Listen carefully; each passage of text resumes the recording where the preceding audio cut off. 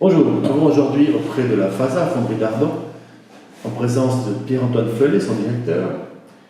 Pierre-Antoine, la FASA a été créée en 1810. Quel est le secret de sa longévité?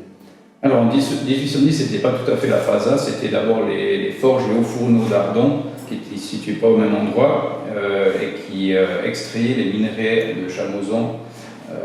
Et c'est seulement à partir de 1875 que la FASA est née. Et là, dans tout l'historique, il y a eu une succession d'entrepreneurs. Et à partir du moment où la FASA, Fonderie d'Ardon, et assez rapidement Atelier Mécanique est venue, il y a eu cette idée des entrepreneurs de se dire on va tout faire de la matière première jusqu'à un produit à l'époque fini, mais voilà pour l'époque quoi. Mais ça a été conservé jusqu'au rachat par la 4e génération que sont les deux frères de Laloy, Jean-Pierre et Jacques Bernard, dans les années 1975, de dire on va encore investir massivement dans la fonderie à l'époque, mais aussi dans des centres d'usinage de haute valeur ajoutée pour, sur un même site, pouvoir répondre à un sous-ensemble de produits finis pour l'industrie. La fonderie, c'est principalement une activité de sous-traitance. On s'aperçoit que, quelque part, il y a quand même la capacité de créer de la valeur. Comment fait-on à partir d'un produit ou des matériaux de matières premières pour ensuite augmenter à travers différentes transformations la valeur des produits finis?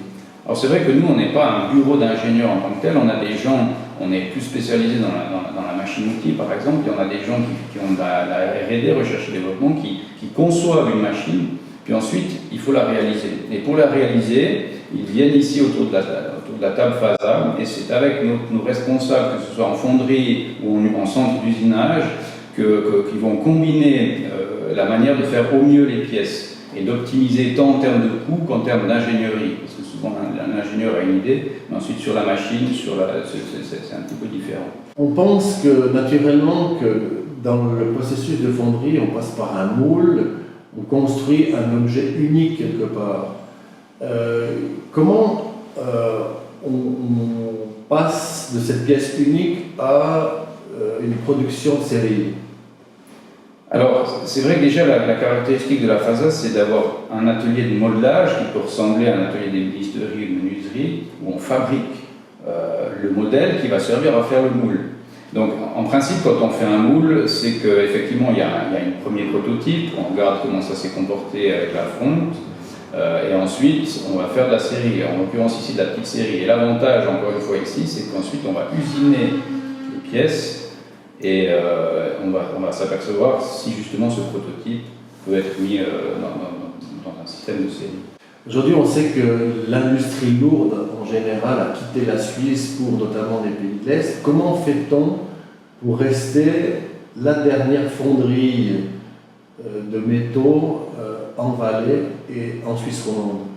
Alors, c'est une excellente question. La force, on dit toujours ici, notre force, on n'était qu'une fonderie ou qu'un centre d'usinage, on serait peut-être déjà plus là.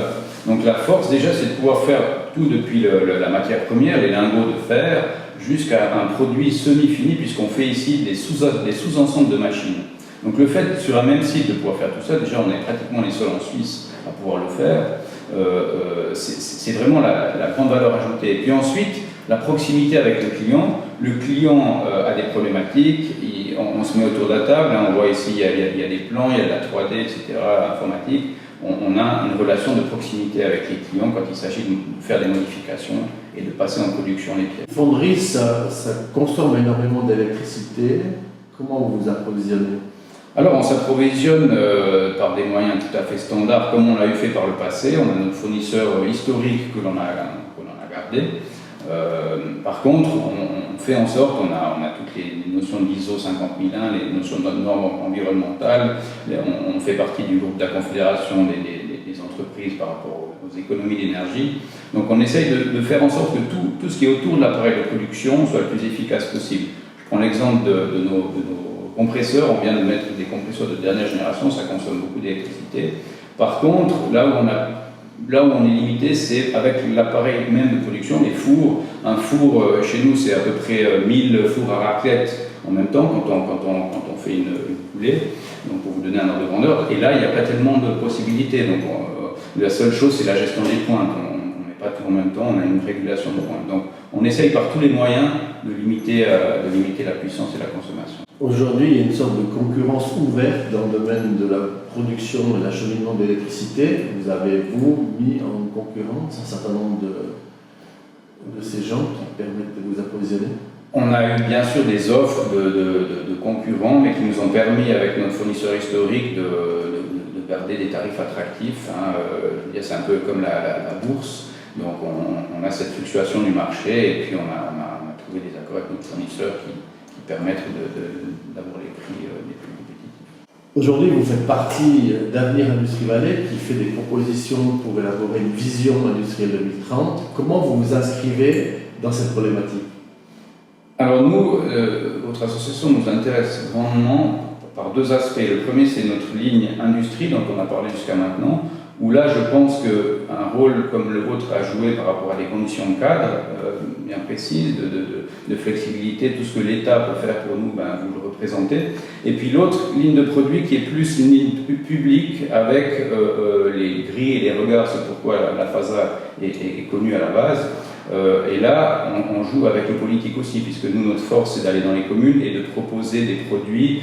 Quand vous marchez sur les routes, vous regarderez à Sion ou dans d'autres communes, où vous marchez sur les armoiries de la région. Donc là, le politique a un rôle à jouer en disant, mais est-ce que je veux acheter local, avec des produits personnalisés, ou est-ce que je veux acheter à des gens qui importent de Chine? Donc là, je pense que le rôle à jouer de votre part, il est important aussi pour nous faire connaître et nous présenter. Donc quel message vous souhaiteriez faire passer aux politiques et à la population valaisanne en général?